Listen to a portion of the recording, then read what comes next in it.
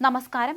പാലക്കാട് മണ്ഡലം LDF സ്ഥാനാർത്ഥിയായിരുന്ന P സാരിന്റെ സഹായി മോഷണക്കുറ്റം ആരോപിച്ചുവെന്ന ആരോപണവുമായി ഹെയർ സ്റ്റൈലിസ്റ്റ് ബാവ പട്ടാമ്പി രംഗത്ത്. സാരിന്റെ വീട്ടിൽ നിന്ന് 35,000 രൂപ മോഷ്ടിച്ചതായിട്ടാണ് ആരോപിച്ചതെന്ന് ബാവ പറയുന്നു. സാരിന്റെ കൂടെയുള്ള ബോസ് എന്നയാളാണ് മോഷണം ആരോപിച്ചതെന്നാണ് പരാതി.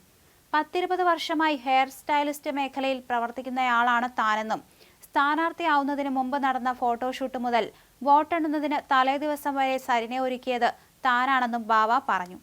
വോട്ടെണ്ണുന്നതിന് തലേദിവസം അദ്ദേഹത്തിന്റെ തിരുവല്ലാമലയിലെ വീട്ടിൽ വെച്ചാണ് ഒരുക്കങ്ങൾ നടന്നത്. അതുവരെയുള്ള പ്രതിഫലമെല്ലാം സരിൻ കൃത്യമായി ചെയ്തിരുന്നു. എന്നാൽ വോട്ടെണ്ണലിന്റെ തലേദിവസം ചെയ്ത ജോലിയുടെ പ്രതിഫലം ചോദിച്ചപ്പോഴാണ് മോഷണക്കുറ്റം ആരോപിച്ചതെന്ന് ബാവ പറയുന്നു.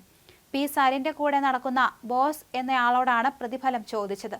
എന്നാൽ തലേദിവസം ഞാൻ സരിന്റെ വീട്ടിൽ നിന്ന് പോയതിനു ശേഷം അവിടെ നിന്ന് 35,000 രൂപയോളം നഷ്ടമായെന്ന് ബോസ് പറഞ്ഞു. അത് ഞാനെടുത്തു എന്ന രീതിയിലാണ് ബോസ് സംസാരിച്ചത്, ബാവ പറഞ്ഞു.